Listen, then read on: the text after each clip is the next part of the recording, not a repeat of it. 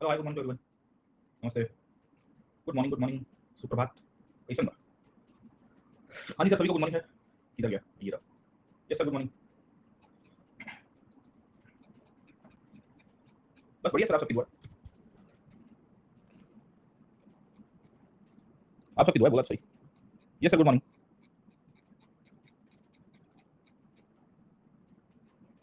अस्सी?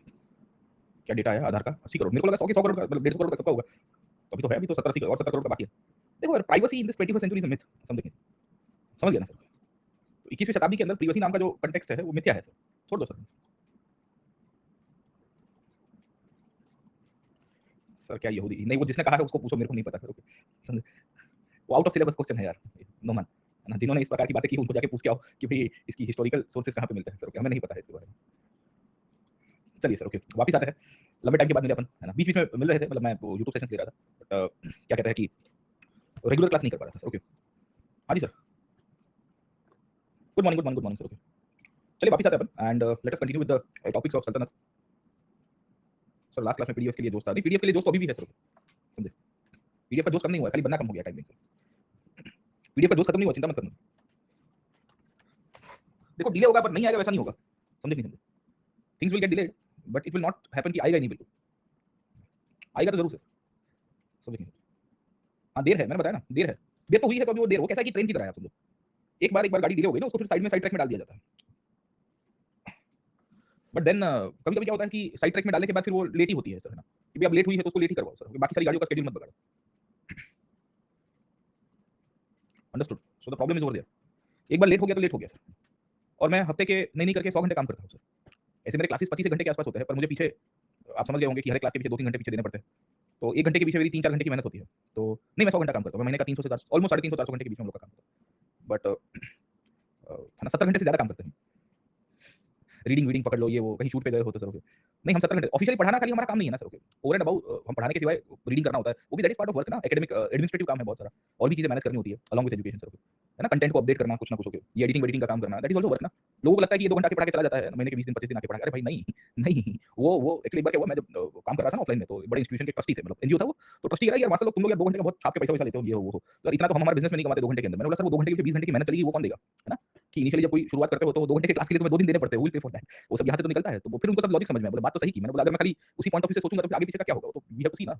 एजुकेशन में तो वही है सर। ओके, तो हम 100 घंटा काम करते हैं और तो थोड़ा लेट हो गया है पर हम कर देंगे सर। ओके, चलिए sir. Okay, why there were frequent revolts? अरे भाई होंगे ही ना sir. Okay, you are going through crisis period my friend. Okay, and this crisis is with respect to the experiments that he was doing. Okay, आप देखिए इतने सारे experiments ये बंदा कर रहा है सर। ओके, देखो भाई नौफल का सवाल क्या है कि भाई वो दिल्ली से दौलताबाद कैपिटल शिफ्ट कर दिया उसने सर। ओके, तो कुछ लोगों को पसंद नहीं आया, नोबिलिटी के क्लास के लोगों को। ओवर पीरियड ऑफ टाइम उसने खुरासान एक्सपीडिशन कर दिया सर। ठीक है, खुरासान एक्सपीडिशन में किसानों को उसने हायर किया था, मतलब किसानों के छोटे लोगों को, तो इशू क्रिएट हो गया, उनको डिसबैंड कर दिया था पूरी आर्मी को सर, है ना? समझे? तो आर्मी के लोग सबके सब नाराज हो गए, उन्होंने विद्रोह कर दिया। Over period of time token currency लागू की, टोकन करेंसी पूरी तरह से फेल हो गई और इकोनॉमिक क्राइसिस आ गया सर। ठीक है, तो ये जो इकोनॉमिक क्राइसिस आया उसके कारण भी लोग नाराज थे उससे। उसके साथ साथ उसने अगर आपको याद होगा तो दोआब में टैक्सेशन कर दिया सर। ओके, तो ये दोआब का taxation was not like no in favour of the administration and we will see कि the common man at that time was not happy with the way things were being conducted and finally हमें ये भी देखने को मिला कि उसने फिर पहाड़ों में भी आक्रमण करने की कोशिश की। यार पहाड़ों वाला विद्रोह के साथ नहीं था, पर ये 4-5 मुद्दे ऐसे थे। नोबिलिटी का क्लास हमें ये जरूर से देखना है कि वो इसके अगेंस्ट में था, नोबिलिटी भी अगेंस्ट में था और कॉमन मैन भी इसके अगेंस्ट में था ना सर। ठीक है, and that is one of the reasons कि इसकी मृत्यु के ऊपर तो यही तो लिखा गया कि भाई ये मरा तो पब्लिक भी खुश हुई। समझे नहीं समझे? इसके मरने से राजा को भी मुक्ति मिली और पब्लिक को भी मुक्ति मिली, दोनों को मुक्ति मिलती है ना सर। ठीक है, तो that is one of the reasons will come to know कि people were kind of like no revolting and rebelling against him कि भाई इसको निपटाओ कैसे भी करके सर, हेडिंग ओवर। तो ये चीज हमें क्लियर हो जाना चाहिए कि कैसे निकल के आया था सर। तो देखिए हम दिल्ली सल्तनत का पार्ट हम लोग डिस्कस कर रहे थे and we were discussing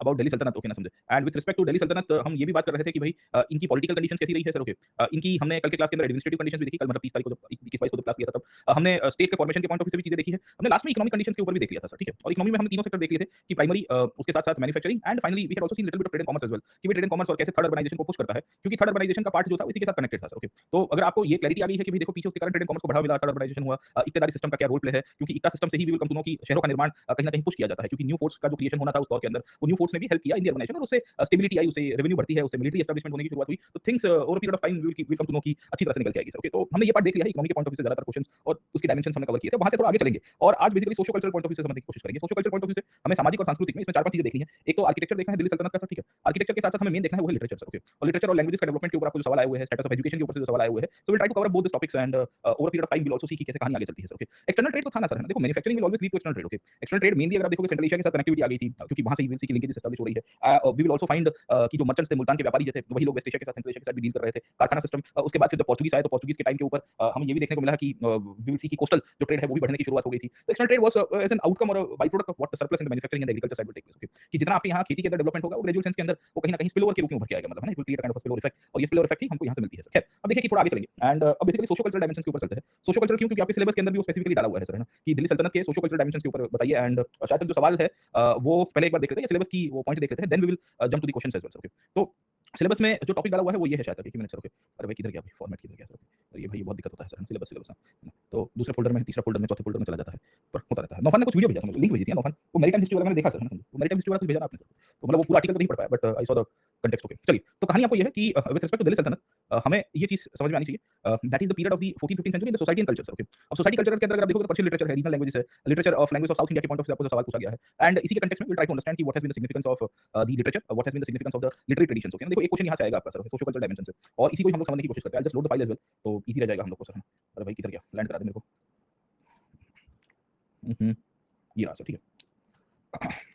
education and literature. Okay, अब देखिए कि the literature was one of the major source through which we were able to decipher the we will find की the importance of getting on. Okay, and we will come to know कि literature ही था जिसके through हमें दिल्ली सल्तनत का इतिहास के बारे में जानकारी मिली। The most important source of understanding Delhi Saltanat is the literary traditions, and with respect to literary traditions there is a development of something called as Indo Persian culture. Okay, अब दिल्ली सल्तनत को समझने के लिए, मेडिवल इंडिया को समझने के लिए हम लोग के पास दो सोर्सेस मिलेंगे सर, ठीक है, और ये सोर्सेस मेनली अगर आप समझने की कोशिश करिए तो एक तो था लिटरेचर सर, है ना, और दूसरा था आर्कियोलॉजी। अब देखिए मेडिवल इंडिया के अंदर आर्कियोलॉजिकल सोर्सेस मिलते हैं, जैसे कॉइन्स मिल गया है, ताम्रपत्र आपको मिल जाते हैं, इंस्क्रिप्शंस आपको कुछ जगह के ऊपर मिलता है, पर वो लिमिटेड है। लिमिटेड होने का मतलब है कि एक से ज्यादा उनकी प्रोमिनेंस नहीं है। लिटरेचर हमारे लिए बहुत इंपॉर्टेंट था क्योंकि लिटरेचर 3-4 भाषाओं के अंदर निकल के आता है सर, ठीक है, एक तो अरबिक लिटरेचर निकल के आएगा, over period of time Persian literature निकल के आएगा, विल आल्सो फाइंड कि Urdu and other regional languages का भी डेवलपमेंट होगा सर, ठीक है ना। तो इन सब के अंदर से जो भी साहित्य निकल के आया, that give the impact and that give us the details of what kind of literary traditions had emerged. Okay ना, समझे? तो इसमें अरबिक लिटरेचर सबसे पहले निकल के आता है, फिर पर्शियन लिटरेचर निकल के आएगा, पर्शियन के कंटेम्परेरी कुछ जगह के ऊपर हमें उर्दू साहित्य और उर्दू भाषा के बारे में हमको जानकारी मिलती है, and finally we will also find the emergence of regional languages in India.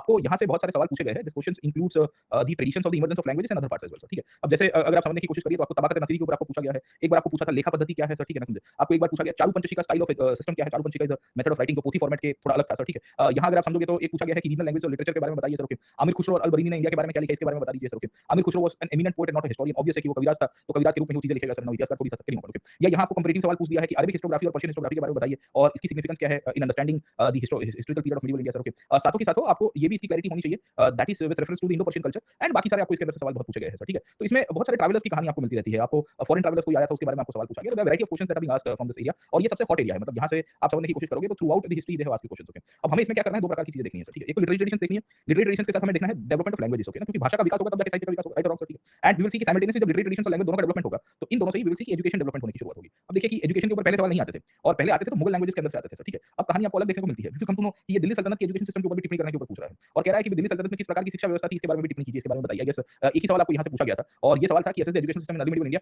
Identify the important education institutions of that period sir. Okay, तो इसमें मकतब आता है, और फिर मुगल्स के ऊपर तो आया ही है, क्योंकि अकबर के टाइम के अंदर एजुकेशन सिस्टम की बहुत ही खास ध्यान रखने की कोशिश की थी, तो उसमें मिडिवल इंडिया में हम लोग पढ़ेंगे, आगे मुगल्स में जाएंगे तब सर। ओके, तो मेनली हमें 3-4 वैरायटी ऑफ क्वेश्चंस यहाँ से मिलते हैं। अभी हम लोग पहले लैंग्वेजेस को और लिटरेचर को देख लेते हैं सर, ठीक है, क्योंकि ये सबसे कोर पार्ट है सर ना। Once we cover the language and literature then we will able to understand the development of education system, है ना। तो एजुकेशन बाद में करेंगे, अपन पहले इसको कर देते हैं सर, ठीक है। अब देखिए कि भारत में जो भाषा का विकास जो हुआ उसमें अरबिक लैंग्वेज और पर्शियन लैंग्वेज के ओरिजिन के ऊपर आपको सवाल नहीं आएगा। सवाल जो आया है एक तो उर्दू लैंग्वेज के ऊपर से आया है सर, ठीक है, और रीजनल लैंग्वेजेस के पैटर्न के डेवलपमेंट के ऊपर से आ सकता है कि भाई what was the significance of the development of regional language in India and what factors facilitated the growth for the regional language as well. Okay, secondly we will also see that इसमें literature traditions, अब regional literature नहीं आएगा क्योंकि medieval India में हिंदी भाषा का भी विकास हुआ, मिडिवल में बंगाली भाषा का भी विकास हुआ, मराठी भाषा का भी विकास हुआ, गुजराती भाषा का भी विकास होगा, और ये अलग-अलग रीजन्स में कन्नड़ लिटरेचर का डेवलपमेंट होने की शुरुआत हो जाएगी। तो इवन आपको फैक्टर्स मेनली पूछे जा सकते हैं कि भाई what factors were responsible for the growth of the regional literature and regional languages and ultimately it will push to the development of literary traditions as well. Okay, तो एक-एक करके देखते हैं, हम लोग पहला समझने की कोशिश करते हैं कि ये भाषा कहाँ से बेसिकली निकल के आई सर, ठीक है। अब देखिए कि अरबिक भाषा तो बेसिकली इंडिजिनस है नहीं सर। ओके, एंड अरबिक भाषा इंडिजिनस नहीं है, उसके पॉइंट ऑफ व्यू से हमको ये पता चल रहा है कि the language was outcome of a traditions that came with the advent of the Arabs in India. The advent of the Arabs took place in two parts. Okay, okay, तो Arabic का इंट्रोडक्शन भारत के अंदर किस तरह से हुआ sir, है ना, समझे। तो अभी हम लोग लैंग्वेजेस के ऊपर थोड़ी बहुत डिस्कशन कर रहे हैं, then we will try to discuss out the literary traditions. Okay,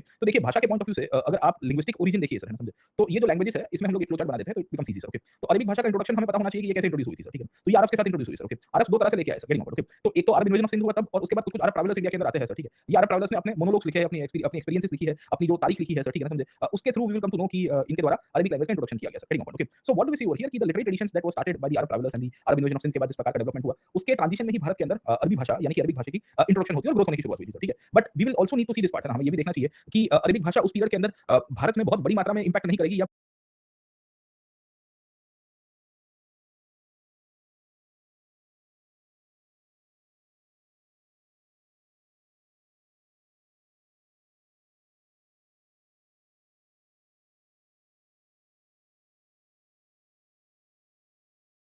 Bharat के अंदर कल्चरल सेटिंग के पॉइंट ऑफ व्यू से अगर आप समझने की कोशिश करिए तो हमें ज़्यादा हेल्प नहीं करती है इन अंडरस्टैंडिंग हिस्ट्री सर, ठीक है? But there are multiple authors who will be writing about the Arabic historiography and mentioning about India as well sir, ठीक है ना? समझे? तो हमें वो अल-बिरूनी मिल जाता है, हमने अल-बिरूनी के बारे में पिछले क्लास में डिस्कस किया था। हमें लेटर पीरियड में इब्न बतूता देखने को मिल जाता है। Over period of time we will see other authors like Al-Masudi as well sir, ठीक है ना? समझे? और चाचनामा नाम की एक बुक हमको देखने को मिलती है जो ओरिजिनली हमें कहाँ से मिलेगी सर, ठीक है ना? समझे? So it was outcome of what? It was outcome of the Arab invasion of Sindh only sir, ठीक है? तो लोगों ने लिखी है सर, ऐसा नहीं है कि नहीं लिखा है, बट लिमिटेड है इंफॉर्मेशन सर, गेटिंग ओके। तो ये लैंग्वेज की इंट्रोडक्शन हुई सर, ओके। वैसे ही introduction over period of time हमें देखने को मिलता है कि पर्शियन लैंग्वेज के अंदर भी होती है सर, ठीक है? और पर्शियन भाषा का भी जो इंट्रोडक्शन है वो भारत में ऐसे ही हुआ with the advents of the Turkish people in India sir, ठीक है? तो जैसे ही ये तुर्किश रूलर्स इंडिया के अंदर आए हैं सर, ठीक है? ये टर्क्स की एंट्री के बाद ग्रेजुअल सेंस के अंदर हम लोग ये कह सकते हैं कि भाई भारत में पर्शियन लैंग्वेज के रूप में इंट्रोडक्शन होता है सर, ठीक है? ये बेसिकली स्टेट लैंग्वेज के रूप में हमको यहाँ से देखने को मिलता है। स्टेट लैंग्वेज क्यों हुआ करती थी? क्योंकि ज़्यादातर तुर्किश ओरिजिन शासक जो थे अपने कोर्ट के अंदर बेसिकली तुर्किश भाषा का ही उपयोग करते थे and because they were using the Turkish language in their daily day to day working and functioning of administration, तो इट वाज़ बट ऑब्वियस कि they will be using in large numbers, getting okay. तो हुआ क्या कि देखिए मैं Turkish speakers gradually they used और they started using Turkish language in the other parts as well sir, ठीक है? और इसके कारण ही हमें ये चीज़ देखने को मिलती है कि ग्रेजुअल सेंस के अंदर पर्शियन भाषा जो है वो इंडिया की मेन लैंग्वेज के रूप में निकल के आई सर, ठीक है? तो इसमें फिर अलग-अलग डायनेस्टीज़, अलग-अलग ऑथर्स यहाँ से निकल के आएँगे, दे will be writing about the administration and Delhi सल्तनत और फिर सैकड़ों किताबें आपको यहाँ से देखने को मिलती है। वो सब कुछ यहाँ से हम लोग कह सकते हैं सर, है ना? पर्शियन ट्रेडिशंस के रूप में। तीसरी भाषा इसके अंदर से विल सी की निकल के आई वो है द फ्यूजन लैंग्वेजेस, ओके ना? समझे? फ्यूजन का मतलब क्या होता है सर, ठीक है? We will come to know कि फ्यूजन देरियस के टाइम पे बेसिकली जो भाषा थी वो अरबिक भाषा थी सर, ठीक है? तो अरबिक भाषा की पॉइंट ऑफ व्यू से हम लोग जब चीज़ों को देखते हैं तो वो इंडिजिनस मतलब वो ईरानी भाषा ही है सर, ठीक है? बट देन उसके अंदर भी इवोल्यूशन हुआ है ना, जैसे अपने यहाँ प्राकृत हुआ करती थी, संस्कृत हुआ करती थी, वहाँ से हम लोग आज हिंदी में चले गए हैं। तो वहाँ अरबिक भाषा का बेसिकली ग्रोथ हो रहा था। उसमें जो रूट वर्ड्स है वो कहीं न कहीं पर्शियनाइज़्ड है, मतलब है ना, जो ओरिजिन है वो वहाँ से आपको लिंक मिलती रहेगी। तो इस तरह से ये शुरुआत हुई थी सर, ठीक है? अब तीसरी कहानी आपको उर्दू के अंदर से देखने को मिलती है। अब देखो फ्यूजन कैसे हुआ सर, ठीक है? तो अरबिक तो ज़्यादा स्प्रेड नहीं हो पाई सर, है ना? खाली सिंध तक रहती है, वो भी लिमिटेड एरिया के अंदर थी। Persian became one of the major languages and significant languages in the country because gradually state language के साथ-साथ इंडियंस जो थे वो भी बोलने की शुरुआत करते हैं। अब ये क्यों बोलने की शुरुआत करेंगे, लिखने की शुरुआत करेंगे? क्योंकि इट वाज़ बट ऑब्वियस कि भई अगर एडमिनिस्ट्रेशन में काम चाहिए, स्टेट के साथ राब्ता करना है, संवाद करना है, तो बिना भाषा के तो कर नहीं पाएँगे सर, ठीक है? समझे? तो ग्रेजुअल सेंस में people were able to accept कि now this is the state language and we have to use this part, okay? तो इस तरह से हमें देखने को मिलता है कि फारसी भाषा जो है वो भारत की मुख्य भाषा के रूप में आ गई। अब देखिए प्रॉब्लम ये था कि यहाँ लोकल लैंग्वेजेस भी चल रही थी, लोकल डायलेक्ट भी चल रहे थे सर, ओके? ये लोकल डायलेक्ट्स और जो भी रीजनल लैंग्वेजेस जो थी उसके साथ क्या होगा कि पर्शियन लैंग्वेज का फ्यूजन होगा सर, ठीक है? और इसी के कारण we will come to know कि ये फ्यूजन के कारण एक भाषा निकल के आई जिसका नाम है ज़बान-ए-हिंद या उर्दू या बेसिकली हिंदुस्तानी भाषा के पॉइंट ऑफ व्यू से हम लोग इसको पहचानते हैं सर, ठीक है? तो Urdu is a combination of the Persian and the local खड़ी बोली सर, ठीक है? Which was being spoken in the northern part of the country and Alauddin Khilji के कैंप के अंदर ये बोलने वाली भाषा आपको देखने को मिलती है जो कैंटोनमेंट में बोली जाती थी एक्चुअली छावनी में। तो जो खिलजी के समय पे रिवॉल्यूशन हुआ था हमने पढ़ा था, ये रिवॉल्यूशन में बेसिकली जो इंडिजिनस हिंदुस्तानी लोग थे वो भी एडमिनिस्ट्रेशन का पार्ट और आर्मी के पार्ट में आए थे। तो वो लोग जब तुर्किश के साथ इंटरेक्शन करते हैं और इसके बीच में जब इनका संवाद होने की शुरुआत हुई तो ग्रेजुअल सेंस के अंदर उर्दू भाषा का डेवलपमेंट हुआ सर, ठीक है समझे? तो it's a fusion language, fusion समझ में आता है ना सर, ओके? दो भाषाओं का मिक्सचर के रूप में निकल के आया था एंड इस तरह से we will come to know कि कॉमन मैन पहले बोलता था। कॉमन मैन इसके लिए क्योंकि जो एडमिनिस्ट्रेशन में नीचे की हायरार्की के लोग थे, खास करके सैनिक लोग, they used to speak Urdu about sir, okay? And then it went to the higher echelons और फिर उसमें से भी साहित्य निकल के आता है सर, ठीक है? तो उर्दू का मतलब ये होता है छावनी सर, है ना? Cantonment, okay? और ये कैंटोनमेंट बेसिकली इंडिया के अंदर ही थे। उर्दू से इंडिजिनस है, काफी लोगों को लगता है उर्दू बाहर की भाषा है सर, ठीक है? Getting okay? But then we will come to know कि पर्शियन भी इंडिजिनाइज हो गई सर, ओके? उर्दू भी इंडिजिनाइज हो गई। इनफैक्ट पर्शियन की छाप आप समझने की कोशिश करिए, हमारी कितनी सारी मराठी में है, हिंदी में है, गुजराती में है, राजस्थानी में है, मतलब नॉर्थ इंडिया की ज्यादातर भाषाओं में फारसी भाषा के शब्दों का प्रभाव आपको मिलता है सर, ठीक है? हम कहते हैं मैं तुमसे माफी मांगता हूँ, माफी is not an indigenous word sir, है ना? तो माफी is actually the West Asian term, okay? हम कहते हैं ये मेरा दोस्त है सर, ठीक है? समझ गए ओके? हम कभी मैं यूज करता हूँ कि हम राब्ता कर रहे हैं सर, ना? व्हाट इज राब्ता सर, है ना? संवाद करना, गुफ्तगू सर, ओके? तो देयर आर सो मेनी गुस्ताखी सर, है ना? मतलब आप देखिए कि इतने सारे हमारा हक है सर, ठीक है? तो we will come to know कि there are so many terms which are outcome of the fusions even it has implemented the local dialects and the local impacted the local bolis as well, है ना? समझे? तो इस तरह से उर्दू का development हमको यहाँ से मिलता है। तो Urdu gradually became the indigenised aspect, okay? And ये नीचे से ऊपर आई है। नॉर्मली भाषाओं का दो प्रकार से डेवलपमेंट होता है sir, okay?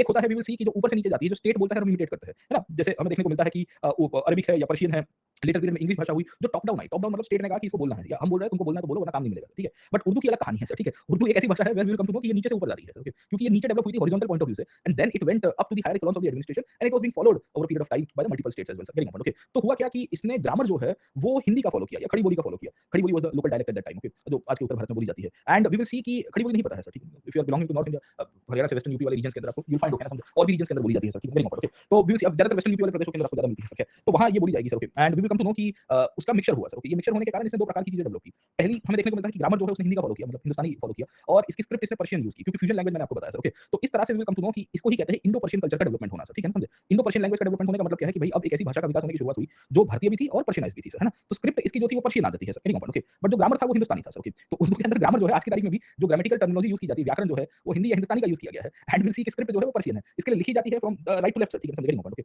But then we will come to know कि उसकी जो राइटिंग की फॉर्मेट है उसके अंदर की जो ग्रामेटिकल इंटरप्रिटेशन है वो यहाँ से आपको मिल जाएगी सर, गेटिंग ओके? अब क्या होगा कि उर्दू में भी फिर बहुत सारी आपको वो क्या कहते हैं कि वेरिएशंस मिलेगी। वेरिएशंस क्यों थी? क्योंकि नॉर्थ में उर्दू जो बोली गई, ये उर्दू फिर जब साउथ में गई तो उसके बाद उसके अंदर वेरिएशन आया सर, ठीक है ना? समझ गेटिंग ओके? तो क्या बैंगन सर, है ना? समझ समझे? तो वी विल सी कि ये फिर हैदराबाद गया सर, ओके? तो हैदराबाद गया तो विल कम टू नो कि दक्कनी भाषा का विकास होने की शुरुआत हुई सर, ठीक है? तो ग्रेजुअल सेंस में ये हुआ कि अहमदनगर है, बीजापुर है, गोलकोंडा है, ये जितने भी शाही डायनेस्टीज़ के राजा लोग थे सर, ओके? इनके कार्यकाल तक आते आते उर्दू भाषा दक्षिण भारत में चली गई, तो वहाँ से दक्कनी उर्दू का विकास हुआ सर, ठीक है ना? समझ गेटिंग ओके? तो we will come to know कि दक्कनी भाषा ये हैदराबाद में बहुत स्वीट बोली जाती है उर्दू, आपने देखा होगा सर, ठीक है? तो ये उसकी बेसिकली एक कैरेक्टरिस्टिक है और फिर ये बहुत आगे पॉपुलर होगा सर। फिर इसमें और भी आपकी वेरिएशन जैसे अवध में ये पॉपुलर हुई sir, okay? We will come to know Hyderabad की उर्दू अलग आपको मिल जाएगी सर, ओके? बंगाल की तरफ भी उर्दू का प्रभाव एक टाइम के ऊपर हुआ करता था, फिर खैर ग्रेजुअली बाकी सारी लैंग्वेज का भी ग्रोथ हमें यहाँ से मिलता है। बट हमें ये पता होना चाहिए कि ये कैसे इवॉल्व हो रही है सर, ओके? इसी में से ही जो लैंग्वेजेस थी इसमें रीजनल लैंग्वेजेस निकल के आई। ये रीजनल लैंग्वेजेस के अंतर्गत फिर हिंदी लैंग्वेज भी आपको मिलती है। इसके अंदर हमें देखने को मिल रहा है कि लैंग्वेजेस के पॉइंट ऑफ व्यू से वी विल फाइंड कि मराठी लैंग्वेज का डेवलपमेंट होगा।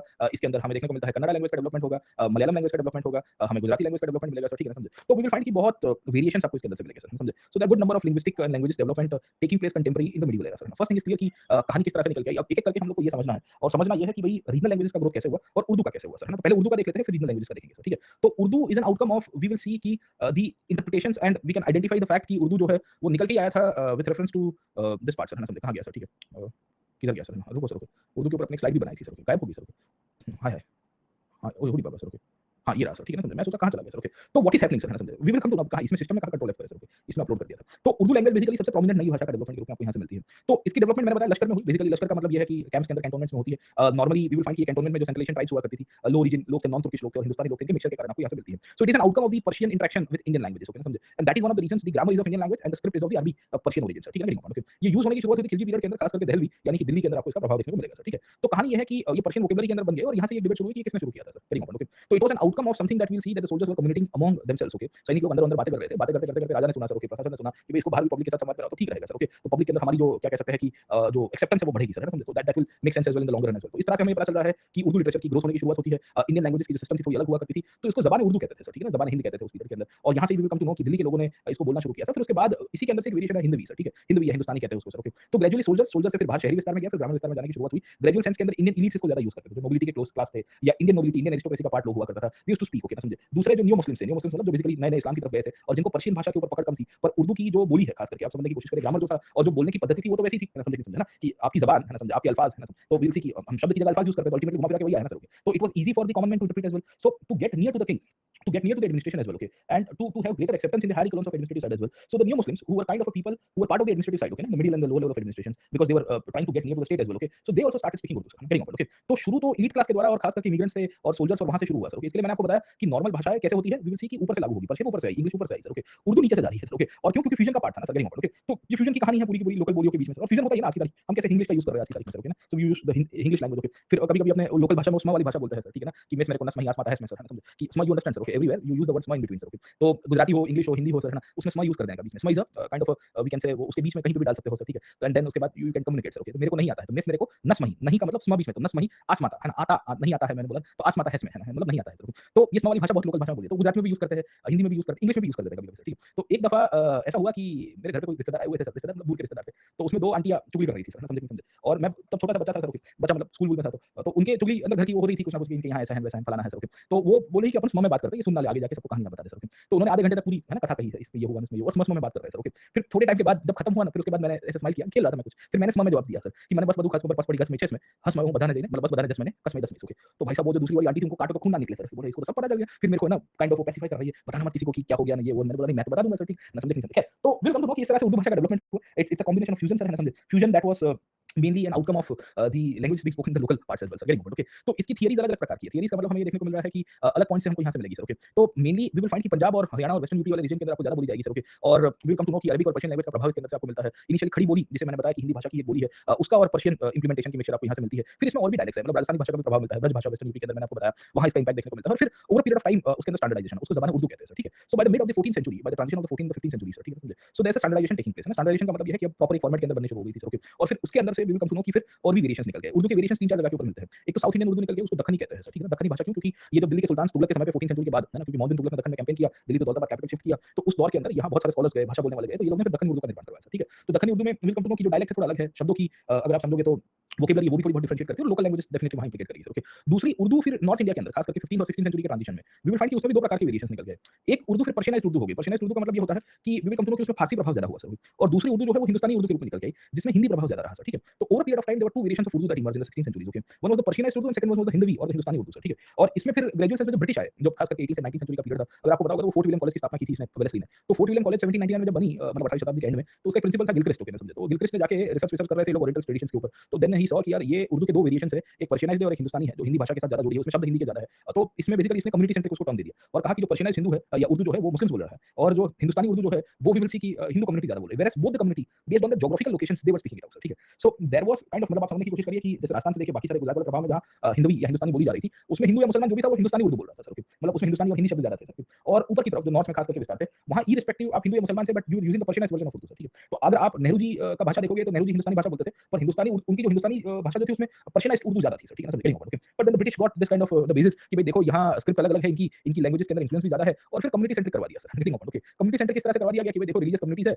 इनकी भाषा भी अलग-अलग है and this also became one of the tools for division of the society sir, okay. खैर रियलिटी ये है कि Urdu was an indigenous language, okay, getting okay. अब इसी को ही विल सी की जिन्ना ने फिर बेस बनाया और कहा कि भाई it should be the national language of Pakistan and one and the only language of Pakistan sir, okay, getting okay. Whereas in reality we will come to know कि over period of time Urdu was an indigenous language of India sir. वो पाकिस्तान में पंजाब में तो बोली भी नहीं जा रही थी उतनी ज्यादा, पंजाब में थी उसकी इन्फ्लुएंस बट वेरी लिमिटेड थी सर, ओके। तो वहां आज की तारीख में भी आप देखोगे पंजाबी उर्दू बोलते हैं ना सर, ठीक है ना, समझे, गेटिंग ओके। तो विल सी दैट इस तरह से वहां पाकिस्तान की नेशनल लैंग्वेज ने उर्दू बनाई और बंगालियों को कहा कि भाई तुम्हारा कोई राइट नहीं है, तुम्हारा कोई अधिकार नहीं है, तुम्हारी भाषा तो कोई है ही नहीं sir. Whereas Bengali is more older language than Urdu sir, ठीक है। बंगाली भाषा की नींव पाल पीरियड में रखी गई थी ऑलमोस्ट 8वीं शताब्दी में, उर्दू आई 12वीं 13वीं शताब्दी के बाद, मतलब 500 साल के बाद उभर के आई है सर, ठीक है। और उसको तुम निग्लेक्ट कर दिए, फिर आपको पता ही है कि क्या हुआ सर, है ना, समझे। तो मुबारक हो, है ना, समझे, बांग्लादेश होता है सर। तो वही कहानी आपको यहाँ मिलेगी and over period of time Urdu का अपना खुद का इंपॉर्टेंस भारत के अंदर आज की तारीख में मिलता है। उर्दू को ही एक और टर्मिनोलॉजी रेखता के साथ भी पहचानते हैं, it is also called as Rekhta sir, getting okay. तो वी विल फाइंड कि हमें पता चलता है कि इसके लिए अलग-अलग टर्म्स है, we should be aware about the origin of Urdu language and how it is evolved, okay. तो उर्दू की कहानी सबको याद रहेगी सर, है ना। तो वही है, फिर इसमें स्कॉलर्स का नाम आपको मिलेगा। ये स्कॉलर्स में उर्दू भाषा में किसी ने कंट्रीब्यूट किया हो सर, मतलब मेनली तो मिडिवल एरा के पॉइंट ऑफ व्यू से हमें देखने को मिलता है वो है आमिर खुसरो सर, ठीक है। आमिर खुसरो के ऊपर मैं आता हूं क्योंकि उसके ऊपर से अलग से सवाल पूछा गया है। आमिर खुसरो के साथ-साथ with respect to the Urdu language medieval era के अंदर हम लोग जब समझने की कोशिश करेंगे तो हमें ज्यादातर जो ऑथर्स मिलते हैं वो फिर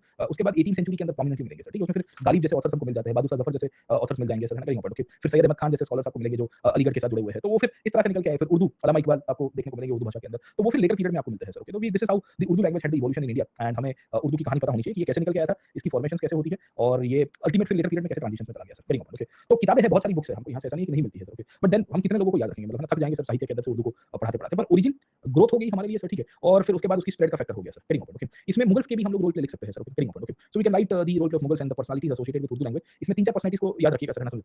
तो एक तो आमिर खुसरो हो गया आपका सर, ठीक है, समझे। Amir Khusro belonged to the period of Khilji sir, है ना, समझे, अलाउद्दीन खिलजी, तो बलबन से लेके खिलजी तक का पीरियड है। उसने 9 सुल्तानों का दौर देखा था। मतलब कहानी ये है कि सरकारें आके जाती थी बट ये बंदा वहां का वहीं रहता था, समझ गए ना, वेरी ओके। तो विल कम टू नो कि Amir Khusrau contributed to the linguistic development and the literature development in Urdu. So he wrote multiple books and literature जिसके कारण उर्दू लैंग्वेज बहुत पॉपुलर होती है सर, वेरी ओके। उसके बाद उर्दू जो है वो दक्कन में चली गई सर, ठीक है, समझे। ये दक्कनी उर्दू के अंदर एक स्कॉलर हुआ करते थे वली सर, ठीक है, very okay. So he over period of time contributed to the growth of Urdu in the later period as well sir, very okay. फिर उसके बाद जो सूफी संत आपको देखने को मिलते हैं साउथ इंडिया के अंदर चले गए थे, दक्कन के अंदर चले गए थे, they also contributed sir, very okay. In fact एक स्कॉलर थे मीर ताकी मीर, अगर आपको पता होगा सर, ठीक है, very okay. And we will come to know कि इस पॉइंट ऑफ व्यू से इनकी भी कहानी हमें पता होनी चाहिए कि ही आल्सो कंट्रीब्यूटेड। इनफैक्ट गालिब से पहले सबसे प्रोमिनेंट कोई पर्सनैलिटी इनफैक्ट उर्दू लिटरेचर के अंदर आपको देखने को मिलेगी वो है मीर ताकी मीर ही है सर, वेरी ओके। तो किसी शायर ने कहा है ना कि रेखते के तुम अकेले ही मालिक नहीं हो गालिब, तुमसे पहले कोई मीर और भी हुआ करता था सर, ठीक है ना, समझे। या रेखते के तुम अकेले नवाब नहीं हो गालिब, तुमसे पहले कोई और मीर भी हुआ करता था सर, ठीक है। तो कहानी यही है कि रेखता मतलब उर्दू भाषा का जो किंगडम है सर, ठीक है, कि you are not the only king Ghalib sir, है ना, समझे। तो Mir Taqi Mir was very prominent personality sir, okay. And we will come to know कि गालिब आए, गालिब तो 18th सेंचुरी के अंदर निकल गए सर। रेखता अभी भी होता है सर, ठीक है। Rekhta you just Google out, okay. तो Rekhta is a cultural forum जहां वेयर वी विल सी कि the Urdu scholars and they meet around as well, है ना, समझे। और रेखता वेबसाइट भी है रेखता.org सर, ओके। देखोगे तो उसमें आपको बहुत सारी उर्दू भाषा की गजल्स है ना, लिटरेचर के अंदर आपको चीजें मिलेगी सर, वेरी ओके। तो कहानी आपको ये हुई कि काफी सारे स्कॉलर्स हमको यहाँ से मिलते हैं। इनफैक्ट उर्दू पहले हमें मिलेगी मेनली एक तो लिटरेरी ट्रेडिशंस के रूप में थी सर, है ना। और लिटरेरी ट्रेडिशंस में हुआ क्या कि एडमिनिस्ट्रेशन में ज्यादा यूज नहीं हो रही थी sir, very okay. But then what is happening कि by the 17th and 18th century we will find कि Urdu language also became part of the administrative terms as well sir, ठीक है, समझे। एडमिनिस्ट्रेटिव टर्म्स के पॉइंट ऑफ से क्यों हो रहा था, क्योंकि जैसे मुगल्स देख लो सर, ठीक है, वेरी ओके। जैसे आप मराठास देख लोगे तो उसके कुछ-कुछ एडमिनिस्ट्रेटिव टर्म्स के अंदर भी हमें कहीं न कहीं उर्दू भाषा की प्रभाव देखने को मिलती रहती है सर, वेरी ओके। तो वी विल फाइंड कि Urdu became very prominent sir, okay. इसमें बहादुर शाह जफर भी हमको यहाँ से देखने को मिल जाएंगे सर, ठीक है, जिनकी कंट्रीब्यूशन हम लोग उर्दू के अंदर से लिख सकते हैं। और अवध हमको स्टेट के रूप में आपको देखने को मिलता है जहां उर्दू भाषा का काफी विकास हुआ। ये खास करके 18th सेंचुरी में जो स्टेट का क्रिएशन हुआ तो उसकी भी कहानी है। Finally we can conclude with the British कि बाय द एंड और by the starting of the British era sir, ठीक है, वेरी ओके। तो ब्रिटिश रूल तक आते-आते ये उसको फिर इन्होंने डिवाइड कर दिया उर्दू को और कहा कि भाई उर्दू दो भाषा का मिक्सचर है। इसमें पर्शियन इन्फ्लुएंस ज्यादा है और ये फॉरेन ओरिजिन है। और दूसरा हिंदवी या हिंदुस्तानी जो इन्फ्लुएंस है वो हिंदू कम्युनिटी के लिए है और ये मुस्लिम कम्युनिटी के लिए है सर, ठीक है, समझे। तो इस तरह से डिवीजन करवा दिया और डिवाइड एंड रूल के पॉइंट ऑफ व्यू से इसको यूज किया गया सर, ठीक है, समझे। तो ये पूरी जर्नी होगी उर्दू के पॉइंट ऑफ व्यू से। आपको सवाल आ सकता है उर्दू के अंदर से, अभी तक आया नहीं है, गट फीलिंग कह रही है कि आएगा सर, ठीक है, समझे। So they have not asked you question on Urdu literature. अब इसमें अमीर खुसरो के बुक्स का नाम थोड़ा बहुत हमें पता होना चाहिए कि भाई खुसरो ने क्या-क्या लिखा था उर्दू के लिए सर, है ना। बाकी इधर-उधर की बातें थोड़ी बहुत हमको क्लियर हो जानी चाहिए सर। खैर चलिए, let's me come back, okay. तो वापस आते हैं एंड वी विल फाइंड कि स्टोरी क्या है। अब देखिए कि उर्दू भाषा का एक साइड के ऊपर डेवलपमेंट हुआ।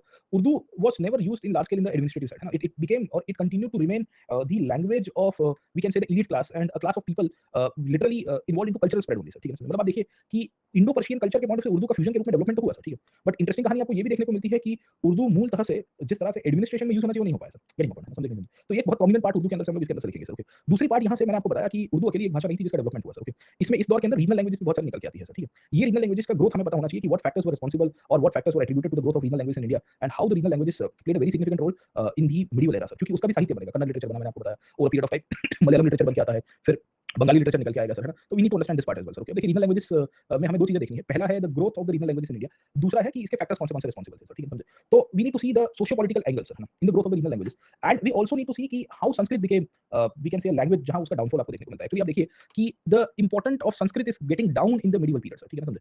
And Sanskrit only remained as the language in the religious and cultural sphere of a limited class, getting okay. अब ऐसा क्यों हुआ था, समझ में आया कि नहीं आपको? क्योंकि जो भाषा एंशिएंट इंडिया के अंदर बेसिकली ऑलमोस्ट सब जगह के ऊपर बोली जा रही थी नॉर्थ इंडिया में, तो उसकी प्रभाव और उसकी इंपॉर्टेंस क्यों कम हो रही थी सर, गेटिंग ओके। तो संस्कृत का डाउनफॉल होना और रीजनल लैंग्वेजेस का ग्रोथ होना ये पैरेलली चल रहा है सर, ठीक है समझे। तो हमें स्टेटस ऑफ संस्कृत पता होना चाहिए। स्टेटस ऑफ संस्कृत क्यों? क्योंकि इसके ऊपर से एक अलग से थीम आपको पूछा जा सकता है और यहाँ से ही आपको पता होना चाहिए the growth of regional literature. और लिटरेचर तो बाद में आएगा, पहले ग्रोथ ऑफ रीजनल लैंग्वेजेस समझ जाओ सर, ठीक है। क्योंकि literature is outcome of the linguistic development, पहले भाषा बोली जाती है फिर साहित्य बनता है, ऐसे सीधे सीधे साहित्य थोड़ी आएगी सर, समझे। तो बी सी दिस पार्ट की जब हम लोग इसको समझने की कोशिश करेंगे और संस्कृत के पॉइंट ऑफ व्यू से समझेंगे तो हमें ये क्लैरिटी संस्कृत के अंदर होनी चाहिए। संस्कृत है पीछे सर, ओके समझे। तो शायद तक यहाँ संस्कृत लैंग्वेज के ऊपर आता हो सर, ठीक है समझे। तो दो चीजें हमको यहाँ से मिलती है सर, गेटिंग ओके। अब देखिए कि संस्कृत भाषा का डाउनफॉल क्यों होने की शुरुआत हुई है, what is the reason behind that sir, getting okay. तो what do we see over here कि संस्कृत लैंग्वेज को स्टेट लैंग्वेज के रूप में हटा दिया गया सर, समझ लीजिए। स्टेट लैंग्वेज के रूप में हटाने का मतलब ये था कि now it was not being the language which was in the form of the state administration sir, जो पहले से चल रहा था sir, okay. And that is also one of the factors through which we come to know कि संस्कृत का जो downfall है वो होने की शुरुआत होती है, क्योंकि पैट्रोनेज खत्म हो गया था सर, ठीक है। और पैट्रोनेज खत्म होने के कारण, खास करके स्टेट पैट्रोनेज खत्म होने के कारण संस्कृत की इंपॉर्टेंस कम हो रही है। दूसरी, इस पीरियड के अंदर हमें ये भी देखने को मिल रहा है कि Sanskrit only became the language of the priestly class which was only used in the religious interpretation sir, ठीक है समझे। तो जो धर्म की इंटरप्रिटेशन थी, खास करके रिलीजियस टेक्स्ट हुआ करती थी, उसी में काम में आ रहा था सर, गेटिंग ओके। तो ओवरऑल दो चीजें हमको मिलती है संस्कृत में, we will come to know कि नए वर्क्स कुछ जगह के ऊपर बन के आए, ऐसा नहीं कि नहीं बन के आए। दूसरा, संस्कृत में इस पीरियड के अंदर जो काम हुआ वो हुआ mainly with reference to we can say translation work, okay ना समझे। ट्रांसलेशन का मतलब ये होता है कि बहुत सारी किताबें जो संस्कृत के अंदर थी उसका ट्रांसलेशन हुआ, जैसे संस्कृत की पर्शियन के अंदर ट्रांसलेशन हुआ, संस्कृत टू रीजनल लैंग्वेजेस के अंदर ट्रांसलेशन हुआ सर, ठीक है। एंड इस तरह से संस्कृत की महत्वता या उसकी जो सिग्निफिकेंस है वो पॉपुलर डोमेन से कम हो गई सर, क्योंकि लोकल बोलियों में, लोकल भाषा में वही वही कहानियां इंक्लूड की जा रही, तो all the stories were actually included in the local literature. तो then what will happen sir, ठीक है, it will lead to a condition where will come to know कि संस्कृत की महत्वता कम हो जाएगी। तो भाषा के रूप में उसकी जो पकड़ थी, या भाषा के रूप में हम लोग कह सकते हैं कि जो उसकी सिग्निफिकेंस थी वो कम हो रही है सर, ठीक है। क्योंकि पैट्रोनेज नहीं था, स्कॉलर्स हमें देखने को मिलते हैं बहुत लिमिटेड, आपको देखने को मिलेंगे सर, ठीक है। तो स्कॉलर्स का भी अभाव हमको यहाँ से मिलेगा और स्कॉलर्स का अभाव भी अल्टीमेटली उसके डाउनफॉल के पीछे रिस्पांसिबल है। पर कुछ कुछ किताबें लिखी गई है, ऐसा भी नहीं है कि कंप्लीटली बंद हो गया था संस्कृत लिटरेचर। हमें इसके साथ कोरिलेट कर देना है the growth of regional languages, okay, कि what factors were attributed to the growth of regional languages, socio cultural and political factor, okay. And contemporary to that we also need to see कि how the growth of the we can say the literary traditions will take place, okay. अब देखिए बड़ी interesting कहानी आपको यहाँ से मिलेगी sir, okay. कहानी के अंतर्गत हमें ये क्लैरिटी होनी चाहिए कि भाषा का विकास कैसे हुआ, है ना समझे। तो अगर आप समझने की कोशिश करिए तो सबसे पहले तो इंडो आर्यन भाषा थी, so the oldest language of that time was what sir, it was called as Indo Aryan language. Indo Aryan language से ही विल कम टू नो कि संस्कृत भाषा का विकास हुआ सर, ठीक है। संस्कृत से फिर प्राकृत भाषा निकल के आई, पाली भाषा निकल के आई। तो अगर हम देखेंगे सर, है ना समझे, contemporary to that Sanskrit had impacted other languages, okay ना समझे। But then we will see कि एक हद से ज्यादा जो Indo Aryan group of languages है उसके अंदर फिर अपभ्रंश होने की शुरुआत हुई सर, ओके ना समझे। तो व्हाट इज हैपनिंग सर, ना तो ओरिजिनल ग्रुप ऑफ लैंग्वेज जो है इसको कहते हैं Indo Aryan group of language. Actually India में तीन चार ग्रुप से बोली जाती है, ठीक है। तो फिर अगर अबाउट इंडियन लैंग्वेजेस, एक आपको इंडो आर्यन ग्रुप है, दूसरा जो है वो है द्रविडियन ग्रुप सर, ओके। तीसरा अगर आप देखोगे तो इसको कहते हैं हम लोग साइनो टिबेटियन ग्रुप सर, ठीक है। साइनो टिबेटियन मतलब जो नॉर्थ ईस्ट की भाषा है बहुत सारी, वो वहां से आपको यहाँ से देखने को मिलती है। चौथा है ऑस्ट्रिक ग्रुप सर, ना okay. Austric group basically eastern part और बाकी सारे और कुछ भाषाओं के अंदर है। और पांचवा आपको निग्रोड ग्रुप की भाषा आपको मिलेगी सर, ठीक है। ज्यादातर भाषाएं आपको इन दोनों ग्रुपिंग से मिलती है सर, ठीक है। बाकी ये जो ग्रुपिंग है मतलब Sino Tibetan group of languages हमको मिलेगी, ऑस्ट्रिक ग्रुप है, निग्रोड ग्रुप है, उसमें लिमिटेड आपको यहाँ से डेवलपमेंट मिलता है सर, ओके। तो ये जो इंडो आर्यन ग्रुप है उसमें से संस्कृत है, ये इंडो आर्यन ग्रुप से ही प्राकृत भाषा का भी विकास आपको देखने को मिलेगा सर, ठीक है। ये प्राकृत के अंदर से ही विल कम टू नो की वेरिएशंस निकल के आए sir, okay. So what is happening the Indo Aryan group of languages, okay ना समझे। इसके अंदर से ही हमें देखने को मिलता है कि संस्कृत भाषा निकल के आई थी इन ancient India. This Sanskrit language became the main tool for the literary traditions of ancient India, और इससे ही बहुत सारा साहित्य निकल गया, हमने ऑलरेडी पढ़ा हुआ है डिफरेंट डिफरेंट एजेस, ओके ना समझे। But then there is a transition, okay ना। This transition is called as the development of the offshoots of the Sanskrit language, या संस्कृत के अंदर ही और भी वेरिएशंस निकल के और फिर प्राकृत निकल के आई सर, ठीक है ना समझे। ये प्राकृत ही थी जिसके अंदर से विल कम टू नो की बहुत सारी कंटेम्परेरी लैंग्वेजेस बनी, जैसे पाली थी सर, है ना समझे। तो प्राकृत और पाली ऑलमोस्ट एक ही है, थोड़ा 19-20 का फर्क है सर, ठीक है। We will come to know कि इसमें अर्धमगधी देखने को मिलती है सर, ठीक है ना। अर्धमगधी प्राकृत की एक बोली है, इसमें ही शौर श्रेणी मिलती है, मैंने आपको बताया था शौर सेना के अंदर बोलने वाली भाषा मथुरा के अंदर सर, ठीक है। इसके अंदर ही आपको महाराष्ट्री देखने को मिलती है, महाराष्ट्री कहाँ पे बोली जाती थी, मराठी भाषा का विकास के रूप में हमको यहाँ से मिल जाती है सर, ठीक है। इस तरह से हमें देखने को मिलता है कि there are good number of Prakrit languages that were being spoken in different parts of the country somewhere from 600 BC onwards, okay. This linguistic evolution continued for the next 500 years, या मैं कहूंगा फर्स्ट सेंचुरी तक ये चलता रहा sir, ठीक है। और फर्स्ट सेंचुरी तक आते आते सतवाहना हो गए हैं,